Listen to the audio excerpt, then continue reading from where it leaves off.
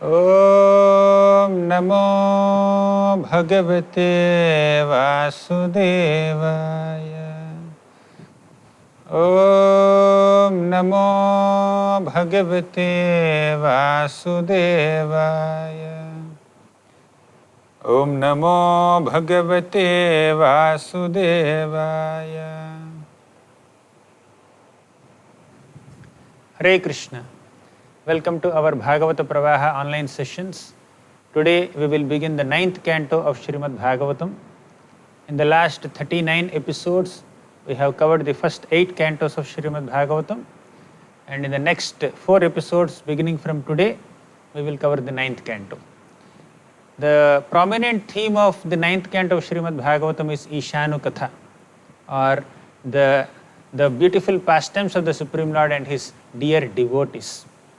So, half of this 9th canto describes the Sun dynasty and half of the 9th canto describes the Moon dynasty. In the Sun dynasty, there are so many prominent personalities like Vaivasvata Manu, who is the direct son of Sun God, and also we have Sudyumna, then Nabhaga, then Ambarish Maharaj, and we have Mandhata. Then even Lord Ramachandra has taken birth in this dynasty. So like that there are so many exalted kings in this dynasty of Sun God. And in the Moon dynasty we have several great personalities like Pururava, Yayati, then Rantideva, and there are other incarnations also in the discussion like Parshuram and many other great souls. So we will see the stories of all these great personalities, and 9th canto is filled with so many small stories. And 9th canto also very wonderfully emphasizes on the dangers of Vaishnava Aparadh and the dangers of lust and many other interesting themes here. So in the ending of 8th canto, Sukadeva Goswami told Parikshit Maharaj that King Satyavrata, who received the mercy of Matsyavatar, so he in his next life became Shraddha Deva, or he became the son of sun god Vivaswan. So sun god is also called Vivaswan, and the Satyavrata became the son of Vivaswan and he is called Shraddha Deva, and because he is the son of Vivaswan, he is also called Vaivasvata, and he became the Manu of the 7th Manvantara. So thus the 7th Manvantara is also called Vaivasvata Manvantara. So we will discuss the Vaivasvata Manvantara now. So Parikshit Maharaj asks, I want to know about all the great kings that appeared in the Vaivasvata Manvantara. Then Sukadeva Goswami begins to describe. So he first says that the Supreme Lord Garbhodakasaya Vishnu's son is Brahma, and Brahmaji's son is Marichi. Marichi's son is Kashyapa, and Kashyapa married Aditi, and Vivaswan was born of Kashyapa and Aditi. Vivaswan is the sun god. And Vivaswan married Samya, and through their combination Shraddha Deva or Vaivasvata Manu was born. And Vaivasvata Manu has 10 sons. They are Ikshvaku, then Nriga, then Sharyati, Dishta, Karusha, Narishyanta, Prashadra, Nabhaga, Kavi, Dishta. These are the 10 sons of Vaivasvata Manu. So we will see the dynasties of these 10 sons in the next 13 chapters, beginning from first chapter. First chapter till 13th chapter is a description of Sun dynasty, where the descendants of these 10 sons of Vaivasvata Manu are described, the 7th Manu. And Vaivasvata Manu initially had a little difficulty in getting a son. So he performed a great sacrifice under the guidance of several great Brahmanas. And Vasishta was the Kula Guru, or the spiritual master or the guru of this dynasty. So Vaivasvata Manu conducted a beautiful sacrifice so that he can get a son.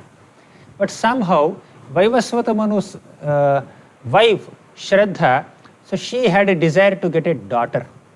So Vaivasvata Manu's wife went to the priest and requested him, can you please chant the mantra so that I can get a daughter? And the priest just chanted those mantras. Then Vaivasvata Manu received a daughter as a result. Then Vaivasvata Manu was definitely very affectionate to this daughter. He was very happy, but at the same time he was quite disappointed because he wanted a son who can take care of the kingdom. So then he asked Vasishta, my dear Vasishta Guru, why I got a daughter, although I desired a son and performed the sacrifice, why the result of this sacrifice has become little opposite? Why I received a daughter? Then Vasishta Muni understood that Vaivasvata Manu's wife has requested the priest to chant the mantra so that she can get a daughter. So then Vaivasvata Manu worshipped the Supreme Lord, and Vasishta Muni prayed to the Supreme Lord, and that daughter who was born to Vaivasvata Manu, her name is Ila, was transformed into a boy named Sudyumna. So Vaivasvata Manu originally got a daughter, and the daughter was transformed into a son. So that girl's name was Ila, and she became Sudyumna. So this Sudyumna grew up, and then once he went to Sukumara forest. So he was just hunting in the forest, and he entered Sukumara forest. Somehow, as soon as he entered Sukumara forest, this Sudyumna became a woman. He was a man, but he became a woman because there was a previous history. The Sukumara forest was the pleasure abode of Lord Shiva and Mother Parvati. This is a part of Ilavrata Varsha. So once Shiva and Parvati were very intimately sitting in this Sukumara forest, and some great effulgent sages came to take darshan of Lord Shiva. So at that time, Parvati was not properly dressed, and she was in a very intimate manner with Shiva, and as soon as she saw the sages, she became very ashamed and embarrassed. Then to satisfy Parvati Devi, Shiva told that whoever enters this forest will become a woman. This is my benediction to you. You need not feel ashamed or embarrassed like this. So then because of this benediction given by Shiva to Parvati, now Sudyumna, who entered the Sukumara forest, became a woman. So when he became a girl, he was totally surprised. Not only he became a woman, his horse also became a female horse. And the gender of all the other associates of Sudyumna also changed. Then he became very surprised. Then he came to Vasishta. And as this Sudyumna, who became a woman, again Ila, so she started wandering here and there, and Buddha, who was the son of moon god, was attracted to this Ila, means Sudyumna in the female form. Then they united, and as a result, Ila gave birth to a great king named Pururava, who will begin the moon dynasty, and his story we will see in the 14th chapter of this 9th canto.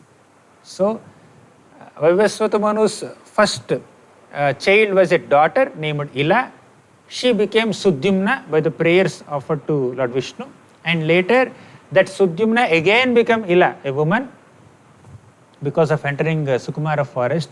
And later Vasishta Muni understood that Sudyumna has lost his maleness and he became a female. So he went and offered prayers to Lord Shiva. My dear Shiva, because of your benediction to Parvati Devi, this Sudyumna has lost his maleness, he became a female.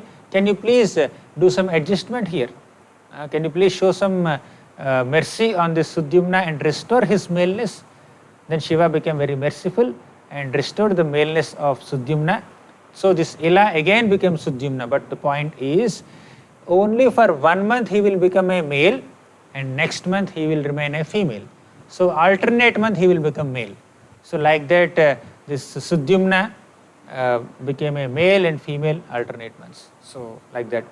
And Sudyumna, as Ila, he gave this Sudyumna gave birth to Pururava. So he began the moon dynasty, and as a male, Sudyumna gave birth to Utkala, Gaya and Vimala. So these are the glorious sons of Sudyumna. So Sudyumna became old, and he gave the kingdom to his children, and he gave his kingdom to Pururava actually, and he left the forest.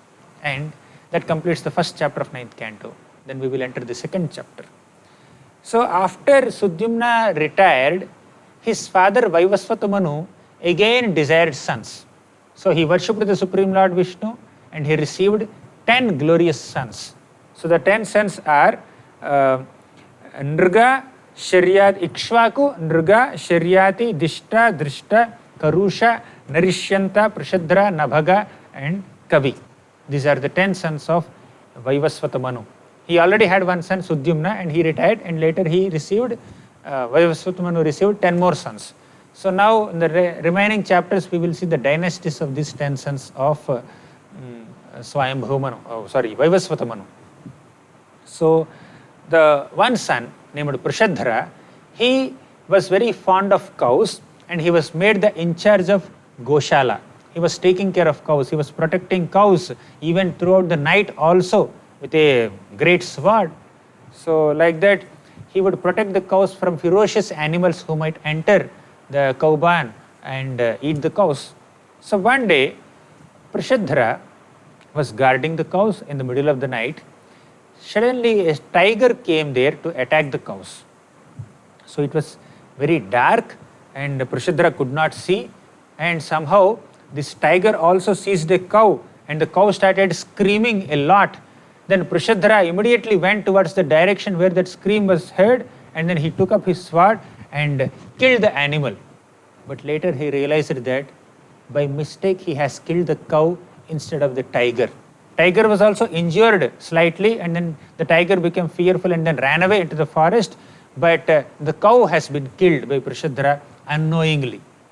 Later this news came to Vasishta and Vasishta became extremely upset. How can somebody kill a cow? Actually this is an unintentional killing done by Prashadhara, but still Vasishta did not he did not acknowledge that fact, but he only considered that Prashadhara has killed a cow. So Vasishta cursed Prashadhara. So this Prashadhara who has killed a cow should take birth as a Sudra in his next life. In this way Vasishta cursed Prashadhara, and Prashadhara, being a very mature personality, he has actually taken shelter of the Supreme Lord. He has taken brahmacharya. He did not marry. He gave up the kingdom, and then he worshipped the Supreme Lord Vishnu with one-pointed devotion. So Ekanta Bhakti he has performed unto Lord Vasudeva. He was very friendly. He was equal to everyone. He was endowed with all Vaishnava qualities, and he had absolutely no attachment towards anything material. So thus he performed devotional service in the rest of his life, and he went back to Godhead. Although Vasishta cursed Prashadhara to become a Shudra in his next life, Prashadhara did not have to experience that curse. He did not become a Shudra in his next life, but instead he went back to Godhead. In the previous chapter we have seen that Sudyumna, originally he was a female, but later somehow he became a male. Later again he became female, and alternatively he was once male and he was female, alternate months. So like that the power of destiny is so much that despite one's desires and determined efforts, one may not be able to change destiny. But in this story of Prashadhara, we could see that one's destiny also could be changed. According to the destiny of Prashadhara, he was supposed to become a Shudra in his next life, but he did not have a next life only. Why he could change his destiny? Because he has performed bhakti unto the Supreme Lord Krishna. So if one takes a shelter of the Supreme Lord Vasudeva and performs a sincere devotional service, loving devotional service, one can even change one's fate also. It has been proven in Prashadhara's case. Prabhupada writes that bhakti destroys karma. So then later Prashadhara was liberated, and there is another son of Vaivasvata Manu. So one son's story is described, Prashadhara's story is described. Another son of Vaivasvata Manu is Kavi. So Kavi is the youngest of all Vaivasvata Manu's sons, and he was very reluctant to accept material enjoyment. So he gave up his kingdom, he went to the forest and he always thought of the Supreme Lord and attained perfection. So two of the sons of Manu, Prashadhara and Kavi, they both became brahmacharis and they attained perfection. They did not increase the dynasty by getting into married life and taking care of the kingdom. So we described about two sons of Vaivasvata Manu. Now the descendants of Karusha, Drishta, Nriga and Narishanta are also described by Sukadeva Goswami in the second chapter. Only the names of all these dynasty members are given, not much of their stories are described. So thus we completed the description of some of the sons of Swayambhu Manu, including Dishta. So that completes the second chapter, and now we will enter the third chapter of the 9th canto. So Sukadeva Goswami has described the descendants of some of the sons of Vaivasvata Manu till now. Now another son of Vaivasvata Manu is named Sharyati. Sharyati's dynasty will be described now.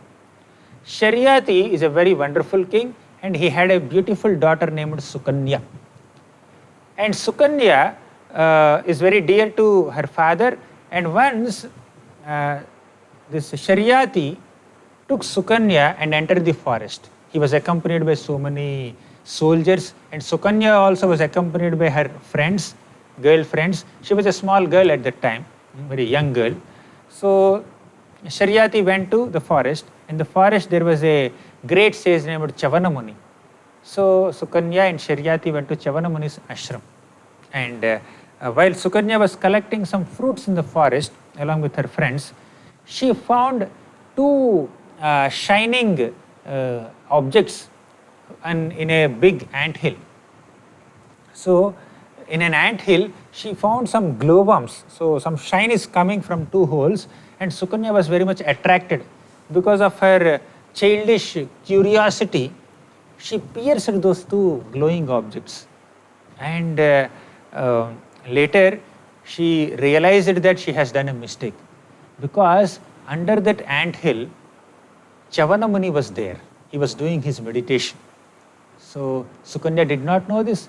So she pierced that anthill, and later Sharyati's soldiers who were in that vicinity, so they had a difficulty in passing urine and stool. So they all felt what there is something wrong that has happened. Sharyati said that one of us must have offended Chavanamuni here.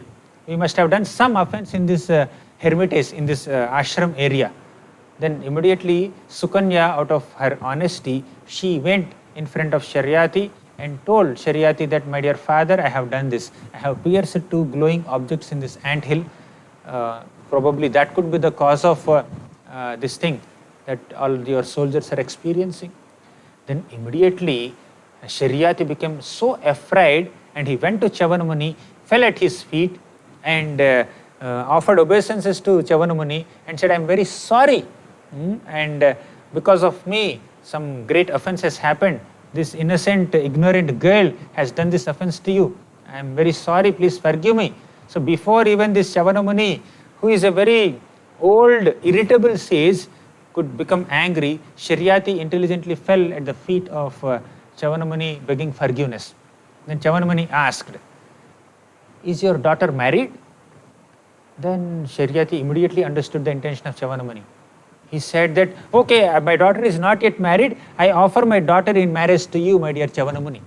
And he offered Sukanya to Chavanamuni as his wife. So, because Chavanamuni asked like this, Sharyati immediately understood the intention of Chavanamuni. Probably Chavanamuni is interested to marry her. So then Sukanya married Chavanamuni, and she started serving Chavana very diligently. Chavana is very old person, very irritable sage. He is a bit impatient, but Sukanya has been very tolerant, very chaste and very loyal to her husband, and she would serve Chavanamuni with great patience, and she would please Chavanamuni in all respects. Chavana was extremely pleased with the service of Sukanya. It is very difficult to please such angry and irritable Brahmanas and old people, but still Sukanya was very chaste woman. So she pleased Chavanamuni. Once Ashwini Kumaras, means the physicians in the heavenly planets came to the ashram of Chavanamuni. Then Chavanamuni requested Ashwani Kumaras, can you please make me young like you? You are looking so young, you are looking so beautiful. I also want to become young. So you are physicians, you can do anything. Then the Ashwani Kumaras said, okay, we will make you young. So Chavanamuni promised that if you make me young and strong and handsome, I will give you a pot of Somarasa. So Somarasa is a very celestial beverage which is accepted by demigods, but somehow this Ashwini Kumaras, they are not supposed to drink Somarasa because they are just physicians, they are just doctors. They are not allowed to drink Somarasa. But Chavanamuni promised that I will give you Somarasa if you make me young. Then Ashwini Kumaras happily agreed, okay, we will make you young. So then Ashwini Kumaras told Chavanam Rishi, we both of us will take you to this water reservoir, we will enter this lake, then you will become young. So Ashwini Kumaras took Chavana Rishi, which was very old, they entered the lake and they came out of the lake. When they emerged from this lake, Chavanamuni became so young. So now 2 young men and 1 old man entered the lake, but 3 young men came out. As you can see in that picture, 3 beautiful, handsome, young and strongly built men came out of the lake in front of Sukanya. And Sukanya could not identify her husband. She understood that her husband Chavanamuni has become young, but all 3 people are looking similar. The 2 Ashwani Kumaras and Chavanamuni, all 3 were so young and handsome, they were looking similar, and Sukanya could not even recognize her husband. So she took shelter of Ashwani Kumaras and she prayed and she requested Ashwani Kumaras, can you please reveal my husband? Then Ashwani Kumaras became very impressed with the chastity of Sukanya and revealed her husband to Sukanya. So she could have chosen any one of them, but she has chosen only her husband. She did not want to accept Ashwini Kumaras or anyone else as her husband. So she accepted only Chavanamuni, and Ashwini Kumaras were very impressed with her chastity and loyalty. So after some time, Sukanya's father Sharyati came to the hermitage of Chavanamuni. Then Sharyati saw that Sukanya was living with a very young, handsome man, and Sharyati immediately doubted Sukanya. My dear daughter, you are unchaste girl. Why did you accept this young man as your husband? Where is that old sage Chavanamuni? He is supposed to be your husband. Why are you living with this young man? You are so chaste and unloyal. You are defaming our dynasty. We are coming from the glorious dynasty of Vaivasvata Manu, and you are not behaving appropriately. Then Sukanya smiled with some pride of her chastity, and she said, my dear father, this young man is actually my husband. He is Chavanamuni only. And she narrated the entire story, how Chavanamuni has become a young man by the help of Ashwini Kumaras. Then Chavanamuni asked Sharyati to conduct a sacrifice. So then Chavanamuni guided Sharyati to perform this sacrifice, and in that sacrifice Somarasa came out. And Chavanamuni, according to his promise to Ashwini Kumaras, wanted to give this Somarasa to the Ashwini Kumaras, but Indra came there with an objection. Indra wanted to throw his thunderbolt at Chavanamuni to kill him, but Chavanamuni paralyzed Indra's hand that held that thunderbolt and offered that Somarasa to Ashwini Kumaras. So this is the story of Sukanya, who has been extremely chaste and loyal towards her husband. So then Sharyati had this daughter Sukanya, and he also had 3 more sons. So the 3 sons are Uttanabarhi, Anartha and Bhurisena. And Anartha had a son named Revata.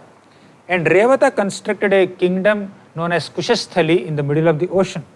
So that Kushasthali Dvipa island was later occupied by Krishna and Balaram. They erected Dwarka fort there. Krishna erected Dwarka fort in this Kushasthali Dvipa. So, but originally, in the beginning of this Vaivasvata Manvantara, this Revata was the king of that Kushasthali Dvipa. So then this Revata had 100 sons, and the eldest of these 100 sons is named Kakudmi. And this Kakudmi had a beautiful daughter named Revati. And this Kakudmi went all the way to Brahma's planet, and he wanted to take suggestion from Brahma, who is the right husband for his daughter Revati. So at that time, Brahmaji has been hearing the musical performance of some Gandharvas, and he could not immediately attend to this Kakudmi. And Kakudmi waited for a while, and after that Brahmaji came, and Kakudmi asked Brahma, Brahma, can you please select a suitable husband for my daughter Revati? Then Brahmaji told, my dear Kakudmi, as you are waiting for me, several yuga cycles have passed.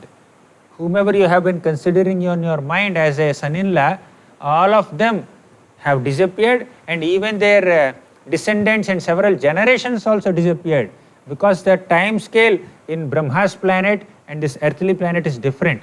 So here several yugas will pass, that is only few minutes for Brahma there. Then Brahma suggested that now you can give your daughter Revati to Balaramji. So Balaramji is the Supreme Lord, who is the direct expansion of the Supreme Lord Krishna, and he appeared in the Yadu dynasty and he is living in Dwaraka. You should offer your daughter Revati to Balaramji. Then Kakudmi came to Balaram and offered his daughter Revati to Balaram, and Revati was so huge because she is coming from a old Satya Yuga, and Balaramji is from Dwapar Yuga, towards the end of Dwapar Yuga. So Balaramji just took his plow and made Revati size that suits his own size, and then he married Revati, and Kakudmi retired. He understood that Kali Yuga is about to come. It is not the place for gentle and sober people to live here, and then he retired, and then he performed devotional service. Then Revati married Balaramji. So that completes the third chapter of 9th canto. Now we will enter the fourth chapter. So far Sukadeva Goswami has described the descendants of some of the sons of Vaivasvata Manu. There is another son of Vaivasvata Manu, Nabhaga. So that Nabhaga's son is Nabhaga. So Nabhaga's dynasty is being described now. So Nabhaga's son is Nabhaga, and Nabhaga spent in his guru's ashram spent a lot of time there. So Nabhaga's other sons, means the brothers of Nabhaga, they thought that Nabhaga is going to remain as a brahmachari only. Generally, the princes are sent to a guru for training, and they will have their brahmachari training, and after completing the training, this princess will come back to the kingdom and get married. But because Nabhaga stayed for a long time in Guru's ashram, his brothers thought that he is not going to come, so we can divide property amongst ourselves. So all the brothers of Nabhaga divided the property amongst themselves, and they did not leave anything for Nabhaga. Then Nabhaga returned back from his Guru's ashram after his training is over. Then his brothers said, my dear Nabhaga, we have given our father as your share. He is your property. So we have shared the property amongst ourselves, and your property is your father. Then Nabhaga very innocently went to his father and said, my dear father, my brothers told that you are my property. Then Nabhaga, the father of Nabhaga, said that you are very innocent. They have cheated you. Your brothers have cheated you. I am not a property. I am not like a kingdom or a land that you can have me as your property. So, but anyways, you have come here, and Nabhaga did not have an inclination to go back to negotiate with his brothers. So Nabhaga, is the father of Nabhaga, told him, you can go to a nearby place where the descendants of Angira Rishi are conducting some sacrifice. In that sacrifice, there is a lot of wealth. So you can go there and help them in some chanting of some mantras, and they will give you wealth. So you can accept that wealth in that sacrificial arena. So then Nabhaga went according to the instruction of his father, and Nabhaga is very innocent person. So he went there and he helped the descendants of Angira in their chanting of mantras, because they would be forgetting mantras. So he would go and help them. And when the sacrifice was over, Nabhaga claimed the riches there in that sacrifice.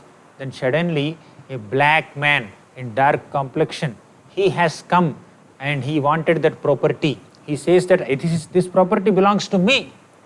Actually that personality is Lord Shiva. So Lord Shiva said that whatever riches are there in this sacrifice, they belong to me. So then the Brahmanas also confirmed that, oh, all these riches belong to Shiva. Then Nabhaga said that, no, my father told me that I can take these riches. This wealth belongs to me, my father told. Then Shiva said, okay, let's go to your father to have a discussion.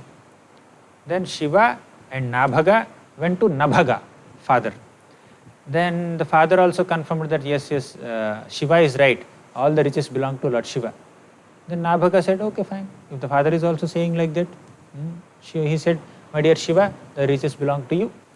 Then Shiva was so impressed with the humility and innocence of Nabhaga, and he gave him spiritual knowledge, and he also gave him all riches. So Nabhaga received wealth and also knowledge from Lord Shiva. So Shiva blessed Nabhaga. And that Nabhaga's son is the glorious Ambarish Maharaj. Ambarish is such an exalted, pure devotee, very famous. So he was born of this Nabhaga. Ambarish Maharaj was a Mahabhagavata son. Although he has a lot of opulence, he has a lot of detachment also. He was practically the king of the whole world, but he was so detached from his wealth and material enjoyment. So Ambarish Maharaj's Krishna consciousness is beautifully described in 3 shlokas in the 9th canto. Shlokas number 18, 19 and 20 of the 4th chapter. Savai manah Krishna padaravindayor vachamsi vaikuntha gunanu varnane karau harer mandiramarjanadishu shrutim chakara achyuta satkathodaye. He says, Sukadeva Goswami describes the Krishna consciousness of this Ambarish Maharaj. Savai manah Krishna padaravindayor. Ambarish Maharaj has dedicated his mind to the lotus feet of Lord Krishna. He would always think of Lord Krishna's lotus feet within his mind. Then Vachamsi Vaikuntha Gunanu Varnane. Ambarish Maharaj would engage his words in glorifying Lord Krishna. Then Karau Harer Mandira Marjanadishu. He would engage his hands in cleaning the temple of Lord Krishna. Then Shritim Chakarachyuta Satkathodaye. He would engage his ears to hear the beautiful narrations about Lord Krishna. The next shloka says that Mukunda Linga Laya Darshane Drishau Tadbhritya Gatra Sparshenga Sangamam Ghranam Chatatpada Saroja Saurabhe Shrimat Tulasya Rasanam Tadarpite.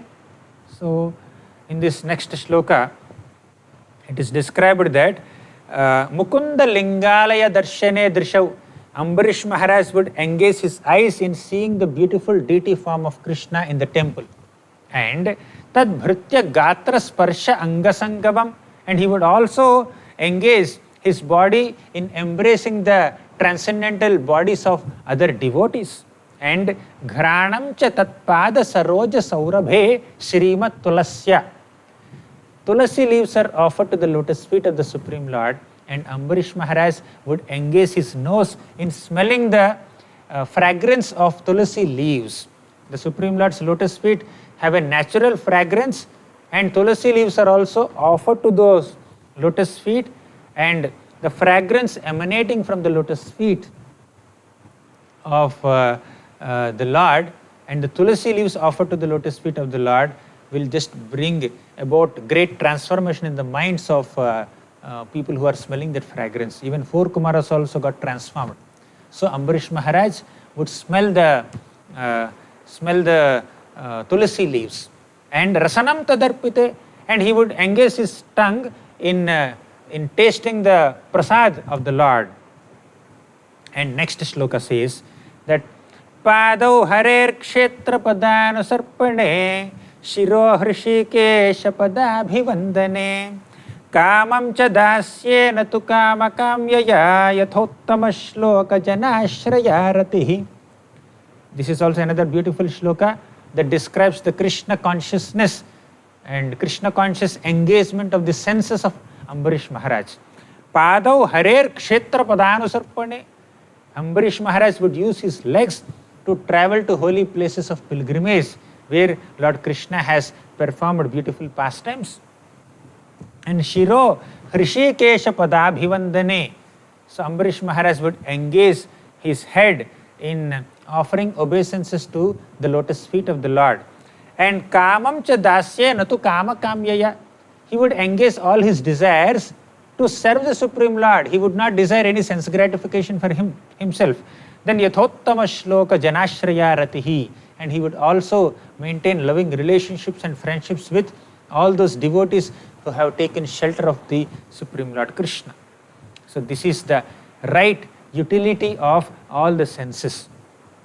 In the Mukundamala Stotra also, there is a beautiful shloka that describes the right engagement of the senses.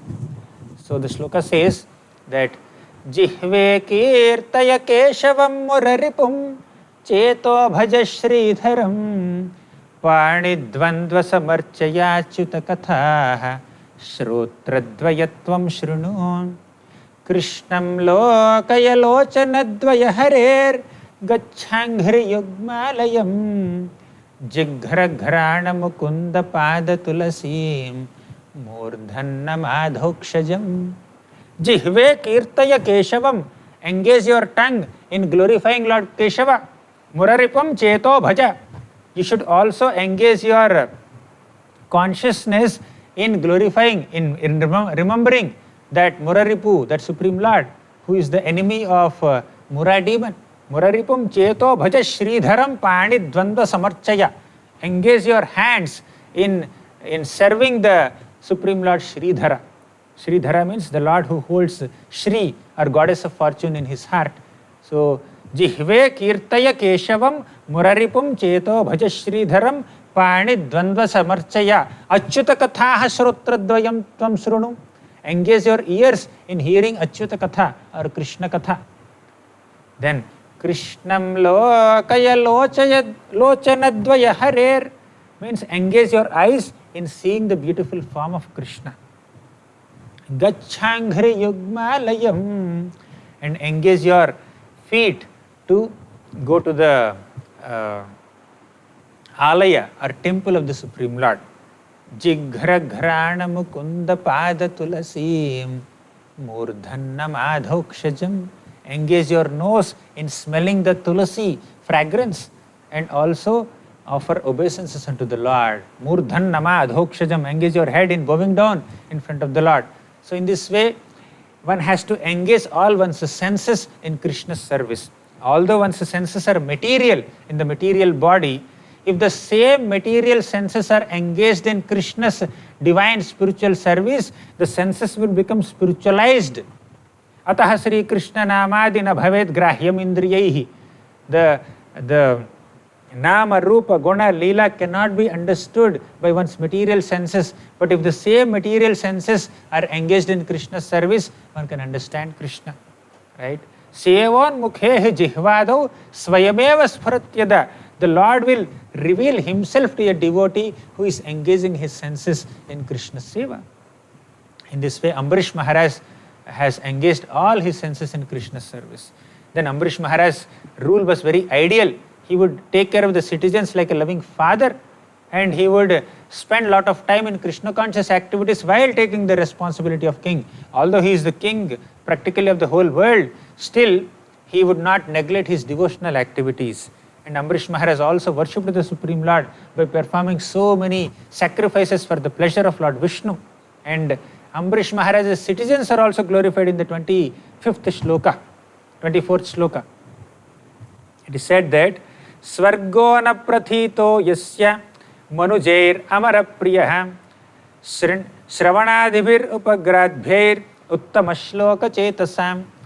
Just as King Ambarish was always in Krishna consciousness, the citizens of Ambarish Maharaj's kingdom also are Krishna conscious. They did not desire anything like Swarga or heavenly planets. They are not interested in heavenly enjoyment. They were absorbed in Krishna consciousness, following the footsteps of their king. In the 26th shloka, Sukadeva Goswami describes Ambarish Maharaj's duty-bound nature while performing bhakti.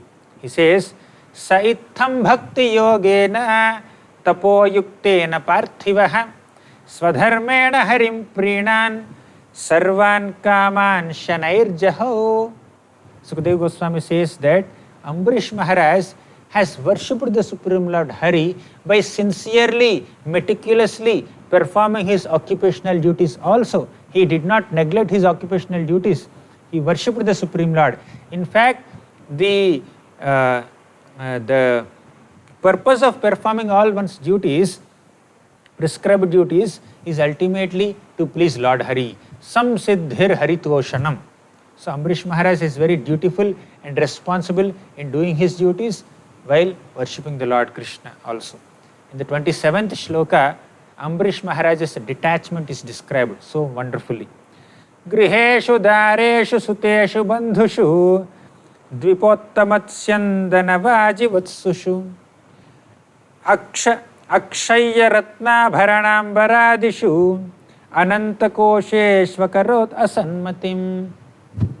Ambarish Maharaj, although he was surrounded by so much of royal paraphernalia, servants and wife and children and treasure house and soldiers and ministers and beautiful ornaments and dresses, and he has access to so many royal facilities, but he was not attached to any of them.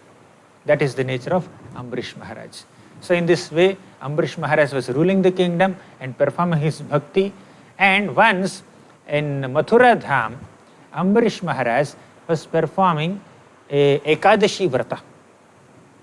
So he had an equally qualified devoted wife, and he performed Ekadashi Vrata for 1 year, and later in the Kartik month he fasted for 3 continuous days, and on the Dwadashi he had to break his fast. And Ambarish Maharaj, during this Ekadashi Vrata, he also worshipped the Supreme Lord Krishna. He performed Abhishek ceremony, he gave charity to Brahmanas.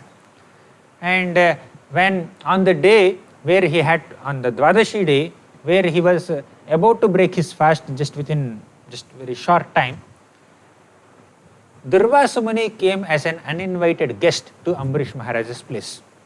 Then Ambarish Maharaj welcomed Durvasa Muni, worshipped this Brahmana and requested him, can you please take food in our house, please take meals. Then Durvasa Muni readily agreed, yes, I will take meals in your house, but please wait for some time. I will go and take bath in the Yamuna river and I will come back and take meals. Then Ambarish Maharaj said, okay, fine. And he waited, he started waiting. And Durvasa Muni went to Yamuna to take bath, but he was not coming. Durvasa Muni was delaying a lot. And meanwhile, the auspicious time for breaking fast was passing. Ambarish Maharaj was very much concerned.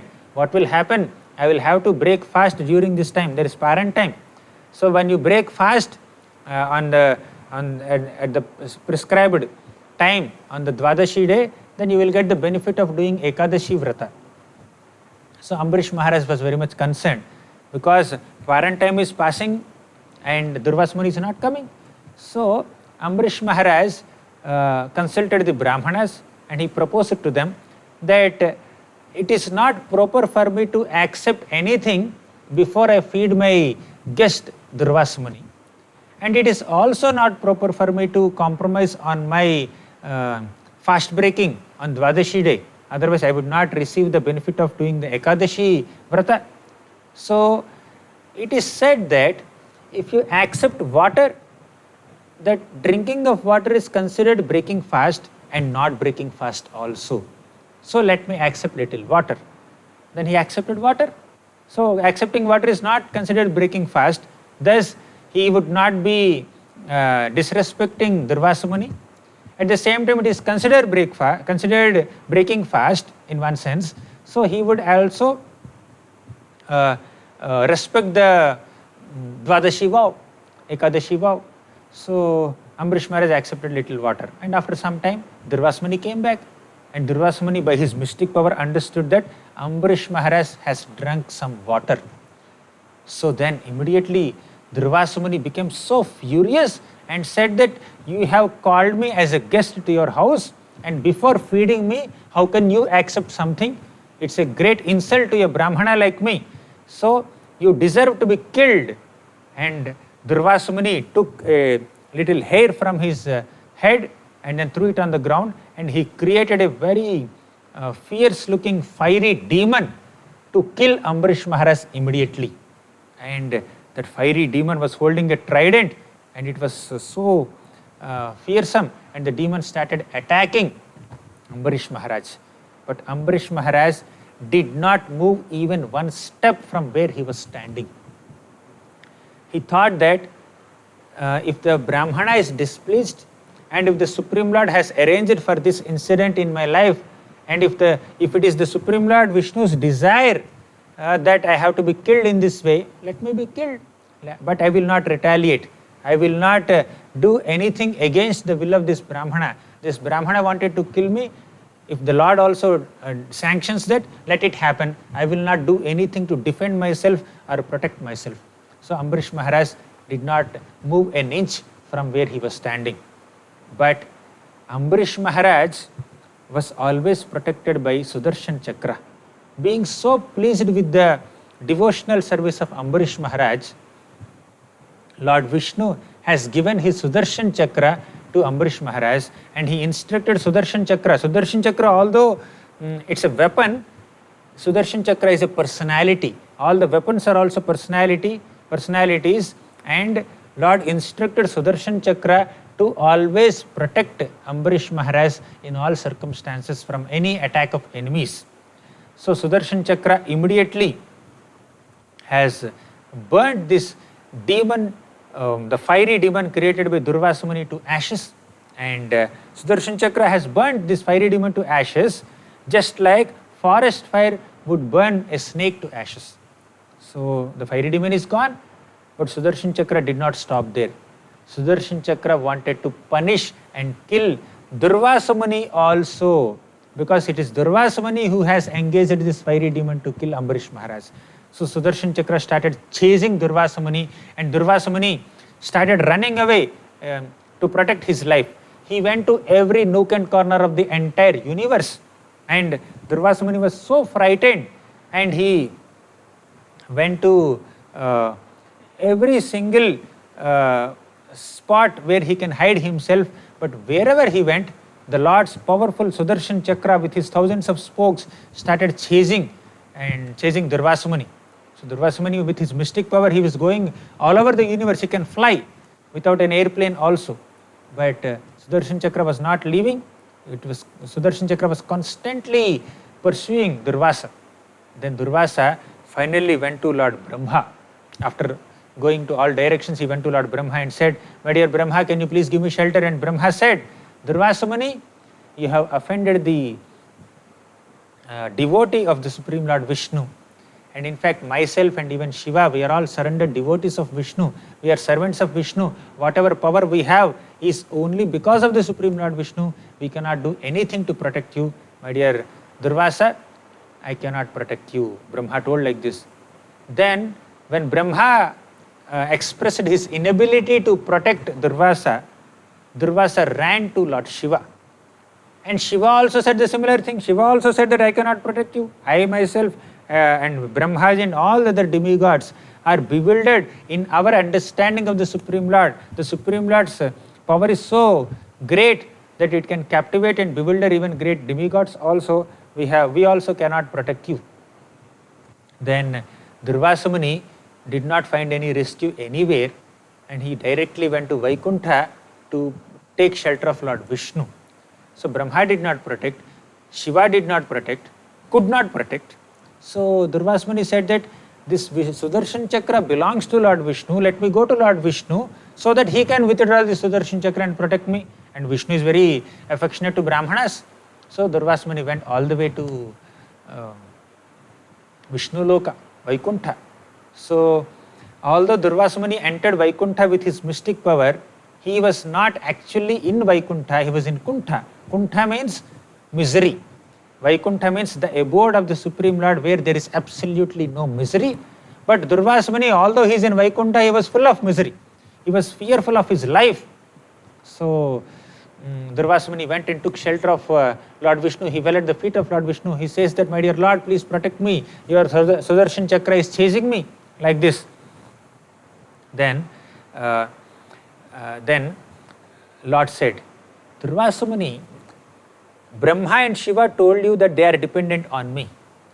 But I must tell you that I am dependent on my devotees. In the 63rd shloka, there are series of shlokas that the Supreme Lord Vishnu speaks to Durvasa Muni. They are very profound. They express the heart of the Lord. So, 63rd shloka says, Aham bhakta paradhino hyasvatantra iva dvija sadhubhir dvasta grasta hridayo bhaktair bhakta jana priyaha. Here, Lord Vishnu says, Aham bhakta paradhino. My dear Durvasa Muni, I am completely dependent on my devotees. Para adhina means I am their property. I have surrendered to them. Not that they have surrendered to me. Of course, they surrender unto the Lord. But the Lord voluntarily puts himself under the control of his devotees out of his love and affection for them. Aham bhakta paradhino.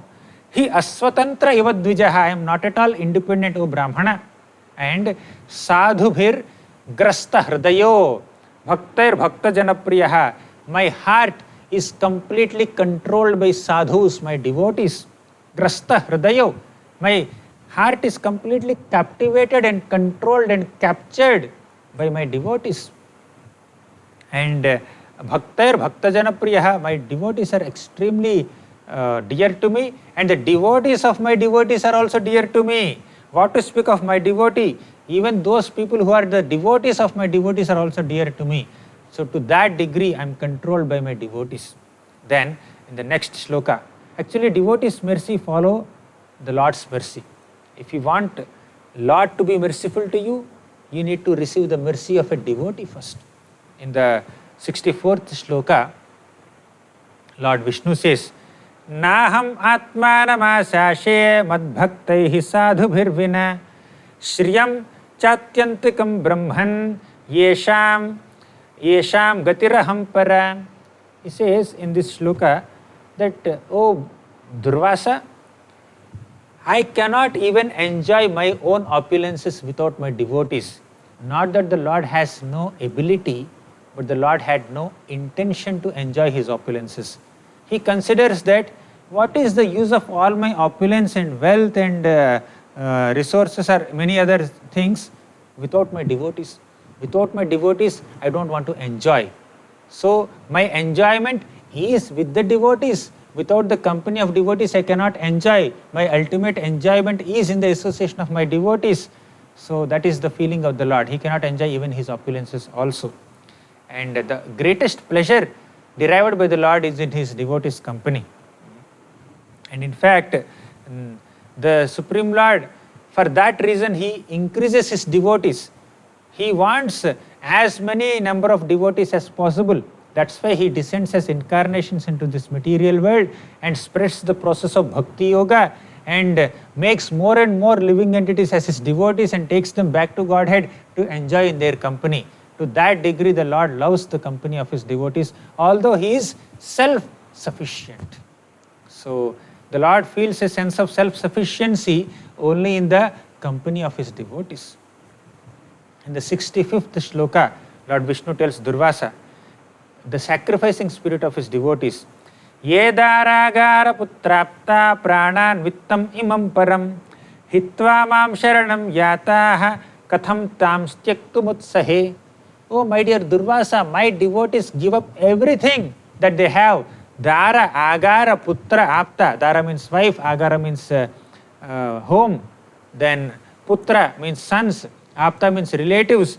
Then pranan, vittam, prana is life, vittam is wealth, and everything that they have, they completely dedicate to me.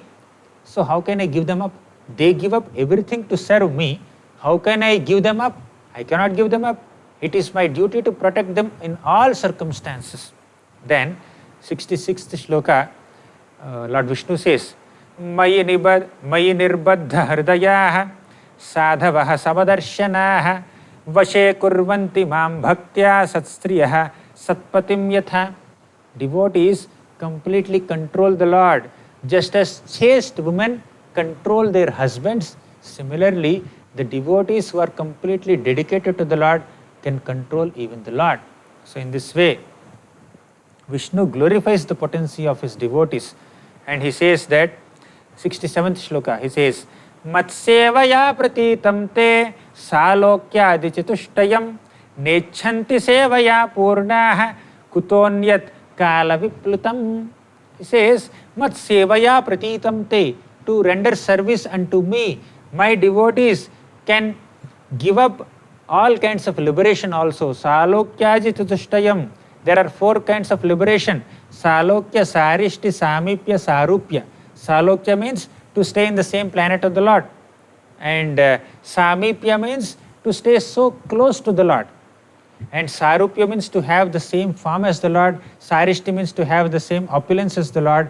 But the devotees of the Lord will reject these 4 kinds of liberations if they do not have opportunity to render service. They prefer serving the Lord than accepting these facilities of liberation. So that is the degree of a devotee's dedication to the Lord. In the next shloka, 68th shloka, Lord Vishnu says that Sadhavo hridayam mahyam sadhunam hridayam tvaham madanyatte na jananti naham tebhyo managapi. Sadhavo hridayam mahyam. All the sadhus are there in my heart. Sadhunam hridayam tvaham. I am there in their heart. They are there in my heart, I am there in their heart. I know them only and they know me only. We don't know anyone else other than each other. So that is the loving bonding between the Lord and his devotees.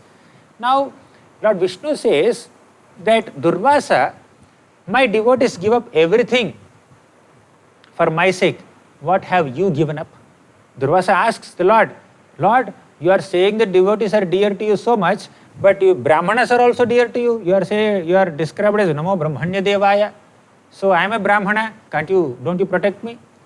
Then Lord Vishnu says, my devotees give up everything for my sake. What have you given up? Then Durvasa asks, what has Ambarish Maharaj given up? He is a householder. He has his wife and children and kingdom and treasure house and everything. And Durvasa Muni is a sage, Brahmana. But the Lord says that my devotees have given up everything, you Brahmana have not given up anything. Because when that fiery demon came to attack Ambarish Maharaj was ready to give up his life. And he did not move even one step also from where he was standing. But Durvasa Muni was running all over the universe, in every nook and corner of the universe, to protect his body. So Durvasa Muni was attached to his body, Ambarish Maharaj was not attached to his body. So Ambarish Maharaj was willing to give up everything, but Durvasa Muni was not willing to give up his body. So Lord Vishnu pointed this out. And Durvasa Muni asked, Oh Vishnu, you are saying that Ambarish is very dear to you, and can't you see that he has offended me? He called me as a guest, and he ate before feeding me. Is it not an offense? I can surrender unto you because you are a worshipable Lord. But why should I go and surrender unto Ambarish Maharaj? Then he says that, my dear Durvasa Muni, you are saying that Ambarish has offended you and he has accepted something before you. And Durvasa Muni also says, you tell, my dear Lord, is respecting a Brahmana is a greater dharma, or breaking fast during Dwadasi Paran time is better?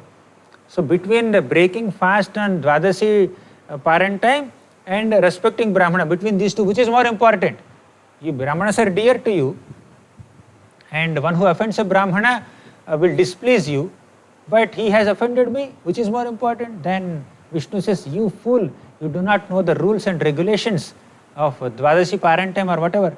So it is me who has inspired Ambarish Maharaj to accept water, because accepting water is neither breaking fast nor accepting water is considered breaking fast also and not breaking fast also.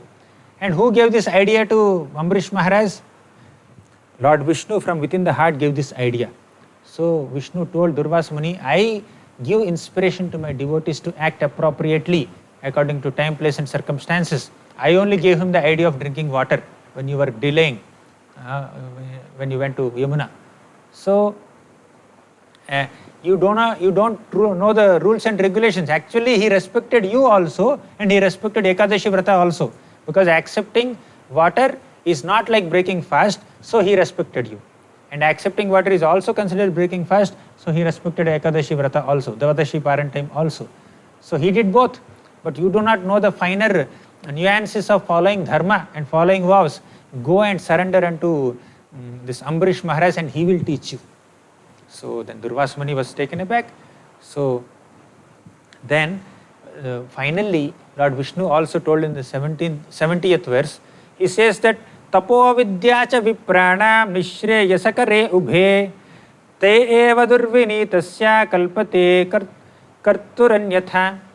Knowledge and austerity are great assets for Brahmanas. But if knowledge and austerities are there in a person who is very proud and who is not self-controlled, this knowledge and austerity will not become his ornaments, that could even become the cause of his ruination also.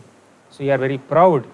So go and take shelter of Ambarish Maharaj. Ultimately Durvasa is a Brahmana, so Supreme Lord Vishnu did not kill Durvasa Muni, but at the same time Durvasa Muni was made to surrender unto Ambarish Maharaj. That completed the 4th chapter, and now we enter the 5th chapter, where Durvasa Muni went and fell at the feet of Ambarish Maharaj. So Durvasa Muni, when he took shelter of Ambarish Maharaj, then Ambarish Maharaj felt so embarrassed. So because he fell at the feet of Ambarish Maharaj just immediately stepped behind and said, oh, you are a great Brahmana, you are not supposed to touch my feet. But Durvasa Muni says that the Sudarshan Chakra is not sparing my life, do something, I have taken your shelter.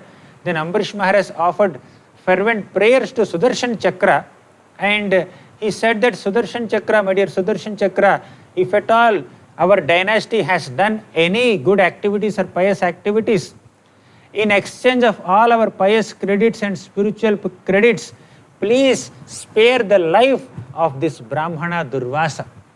We don't mind giving up everything that we have, but we want the life of this Brahmana. So in this way, Ambarish Maharaj was willing to sacrifice all his pious and spiritual credits for the protection of this Brahmana who tried to kill him some time back, 1 year back. So Durvasa Muni was roaming all over the universe when Sudarshan Chakra was chasing, and that duration of his roaming was almost 1 year.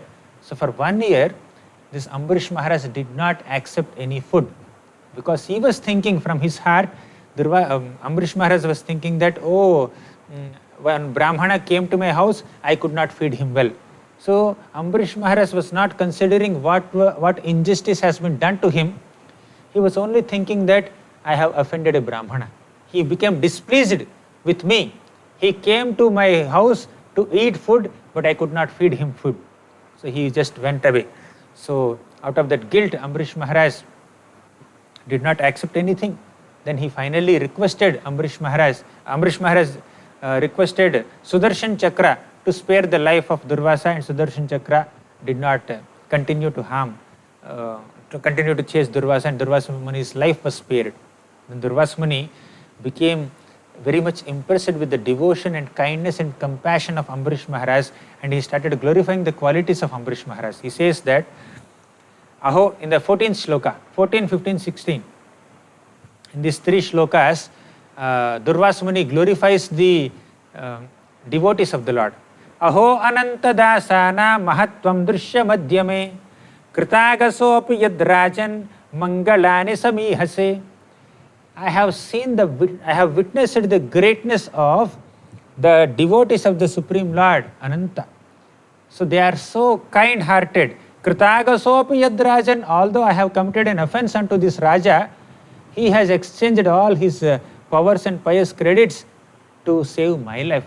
That is the glory of this great devotee. In the next shloka, he says, Dushkaraha konu sadhunam dustyajova mahatmanam yehi sangrihito bhagavan sattvanam rishabho harihi. What is difficult for great devotees to give up? They are so detached. And what is difficult for such great devotees to accomplish? They can accomplish anything because the Supreme Lord Hari bestows the ultimate mercy upon these devotees. In the next shloka, he says that Yannama Shruti Matrena Puman Bhavati Nirmalaha Tasya Tirthapadaha Kimva Dasa Nam Avasishyate. Simply by hearing the holy name of the Supreme Lord Vishnu or Krishna, all one's sinful contamination is vanquished. And what is impossible for the servants of such devotees who have taken shelter of that Lord? If mere utterance of the holy name of the Supreme Lord is so powerful, what to speak of the devotees who have taken exclusive shelter of the Lord? So, the Lord's lotus feet are like holy places of pilgrimage, and devotees take shelter of those lotus feet and they can accomplish anything. So, this is the conclusion of Durvasa Muni. And later, Ambarish Maharaj requested Durvasa Muni to eat food, and Durvasa Muni agreed and ate food. And later, Durvasa Muni requested Ambarish Maharaj also to eat, and Ambarish Maharaj ate. And Durvasa Muni left to Brahmaloka, and he glorified the potency of Bhakti Yoga and the devotees of the Lord, and especially Ambarish Maharaj in the Brahmaloka. And he was glorifying all these devotees in front of other friends of Durvasa Muni there. So in this way, Ambarish Maharaj performed supreme bhakti, and eventually he retired from his family life, and he took complete shelter of the Supreme Lord after dividing his kingdom amongst his descendants. So that completes the story of Ambarish Maharaj, and we completed 5 chapters. Now we will begin the 6th chapter of 9th canto. So in the 6th chapter, Sukadeva Goswami describes the descendants of another son of Vaivasvata Manu. His name is Ikshvaku. So Ikshvaku is a great king. So Ambarish Maharaj had 3 sons, and his descendants are very briefly described. And Ikshvaku actually was born from the nostrils of Manu when he was sneezing. That's why his name is also Ikshvaku. So when somebody sneezes, some sound comes out, Ikshvaku. So in that way, his name is also Ikshvaku. And Ikshvaku had 100 sons. Out of these 100 sons, 25 sons ruled the western side of Aryavarta, and 25 more sons ruled the eastern side of Aryavarta, and 3 sons, which are prominent sons, they ruled the middle portion of Aryavarta, while the remaining 47 sons, they were ruling the north side and the south side of the Aryavarta. So Ikshvaku had so many sons, 3 are prominent. They are Vikukshi, Nimi and Dandaka. Sukadeva Goswami first describes the story of Vikukshi. So Vikukshi was once sent by Ikshvaku Maharaj to go to the forest and get some animals, some flesh of animals, to do some sacrifice. So in those days, Kshatriyas used to hunt and get some animals specifically to offer oblations in a sacrifice. And such animals also will get a better life also. And this Vikukshi hunted so many animals, and later he became little fatigued and tired. So he ate one of the animals that he has killed. He ate a rabbit. And the remaining flesh, he offered it to conduct the sacrifice, and Vasishtha could detect that this flesh is contaminated because this Vikukshi ate the rabbit. Because Vikukshi ate rabbit, he was also called Shishada, the eater of rabbit. So Ikshvaku became extremely angry on Vikukshi, and he said that you cannot stay in my kingdom. How can you offer such contaminated things to be offered in a sacrifice? So Vikukshi was banished from the kingdom. And later when Ikshvaku retired, Vikukshi came back and became the king. So that is the story of Vikukshi. And Vikukshi's son is named Puranjaya. And Puranjaya has two more names. Puranjaya is also called Indravaha and Kakutstha. So once the demigods were in a great trouble while fighting with demons, and they came to take the help of this Puranjaya. So then Puranjaya said, if Indra becomes my bull carrier, I will fight. Then Indra said, no, how can I become his carrier in the fight? So I will not become. Then Vishnu suggested, Indra, he is very powerful, you are supposed to become his bull carrier. Then Indra became his bull carrier. So Vikukshi's son Puranjaya, he sat on the hump of this bull. Bull is Indra. He sat on the hump of this bull and fought with the demons and conquered their city. So because Indra became his carrier, he is called Indravaha, and because he sat on the hump of the bull, he is called Kakutstha, and because he conquered the city of the demons, he is called Puranjaya. So one personality has three names. That's the glory of Vikukshi's son. Then in the lineage of this Puranjaya or Indravaha or Kakutstha, in this lineage, there were so many kings. Only the names of these kings are mentioned. Their past and their activities are not very much mentioned. So in that lineage, there is another king named Kuvalayashva, and Kuvalayashva's lineage also has so many sons. And in that lineage, there is another personality named Yuvanashva. So Yuvanashva did not have a son. So Yuvanashva retired to the forest. Then in the forest there were some sages, and the sages took compassion on this Yuvanashva, and they performed a sacrifice to please Indra. So that is called Indra Yagna. So when they performed Indra Yagna, Yuvanashva got sons. But what happened was, Yuvanashva in the middle of the night, he became thirsty, and he went into the sacrificial arena and drank water in a pot. And that pot has actually sanctified water, and that water is supposed to be drunk by Yuvanashva's wife so that they could conceive children. But Yuvanashva drank that sanctified water. So then Yuvanashva drank the sanctified water. A son was born from the abdomen of Yuvanashva. So the name of that son is Mandhata. And that Mandhata became very powerful son, and he became the king of practically entire planet in those days. And this Mandhata worshipped Lord Vishnu in various sacrifices, and he ruled the kingdom in a very exemplary manner. And Mandhata had three sons named Purukutsa, Ambarisha and Muchukunda. This Ambarisha is different from that Ambarisha, Nabhaga's son. So Mandhata had three sons, and Mandhata also had 50 daughters. So Sukadeva Goswami will now begin to describe the lineage of Mandhata. So before describing the lineages of the sons of Mandhata, Sukadeva Goswami would describe the son-in-law of Mandhata. The son-in-law of Mandhata was a great sage named Saubhari. So Saubhari married all the 50 daughters of Mandhata. That story is described now. Saubhari was actually performing some tapasya under the waters of Yamuna river in the holy abode of Vrindavan Dham. So Mandhata was the king of the entire planet, and his capital was in Mathura. So this Saubhari Muni, who was doing austerities inside the water, he once saw two fish mating, and he developed a desire to enter married life, to have sensual sex enjoyment. So Saubhari Rishi developed this desire to enter household life, although he is a great sage, old sage, performing austerities for several years underwater without any contact with the human society, because Saubhari Rishi offended Garuda. So Garuda used to come to that place to eat fish. So Garuda is a gigantic eagle. So fish is his natural food.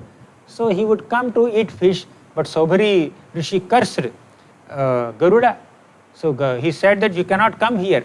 So then Garuda, respecting the words of this sage, he did not come.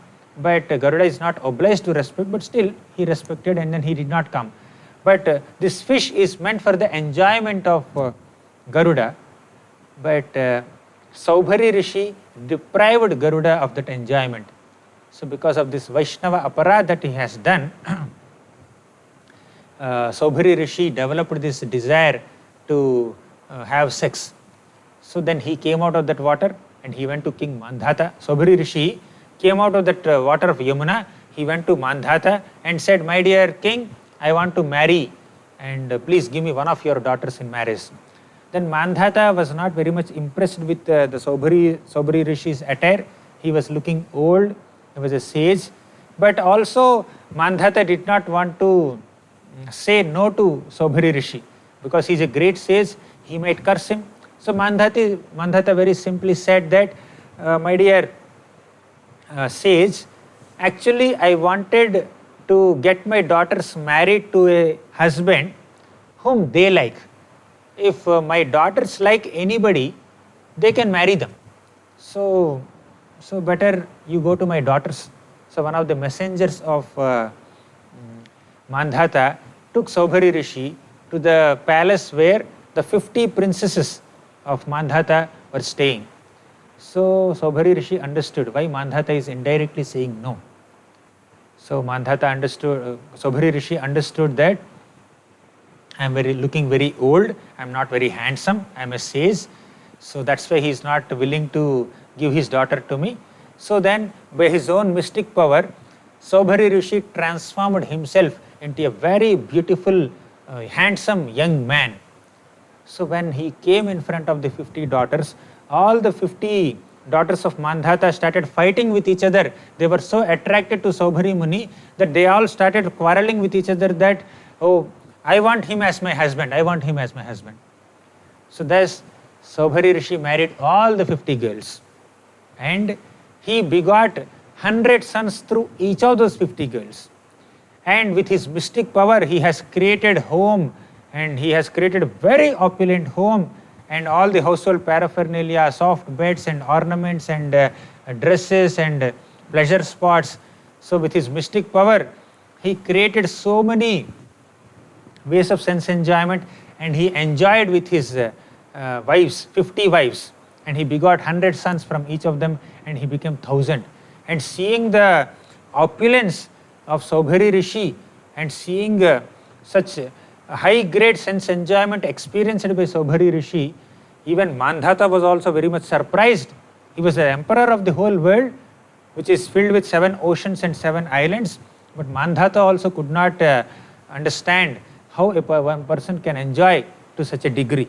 Then Mandhata eventually retired and Saubhari Rishi was not satisfied by enjoying with his wives.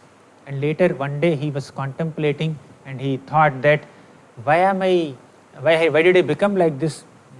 So people should learn from me. I was doing austerities under water.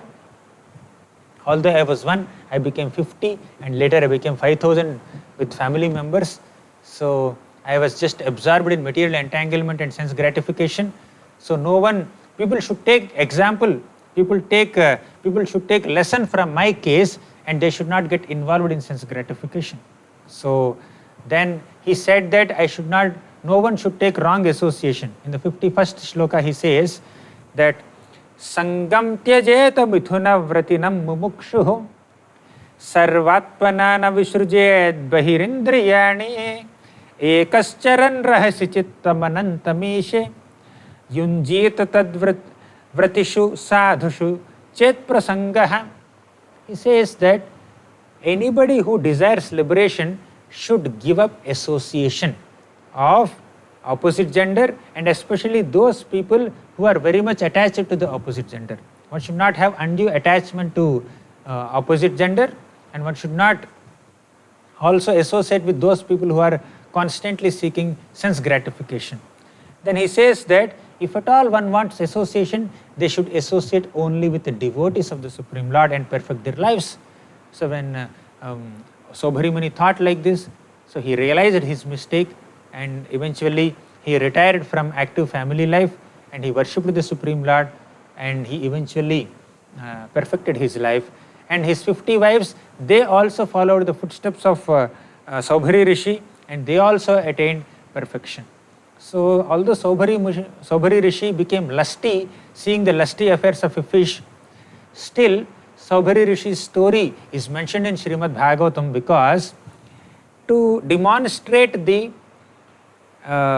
dangers of Vaishnava Aparadh, dangers of lust, and also to demonstrate that even such great offenders or lusty people also could be transformed by the process of devotional service if they sincerely take shelter and regret for their mistakes. So one should never offend a Vaishnava, and one should also never succumb to this lusty impulse within. So when one offends a Vaishnava, one could become lusty, or one could develop a lot of material desires also. So taking lesson from Saubhari Rishi's story, one should not offend any Vaishnavas unnecessarily. So these are the stories we have discussed about Sukanya, we have discussed Ambarish Maharaj, we have also discussed about Saubhari Rishi and many other kings and smaller episodes in the first 6 chapters of 9th canto. Tomorrow we will begin the 7th chapter. Thank you all very much. Granthara Srimad Bhagavatam ki jai, Srila Prabhupada ki jai. Hare Krishna.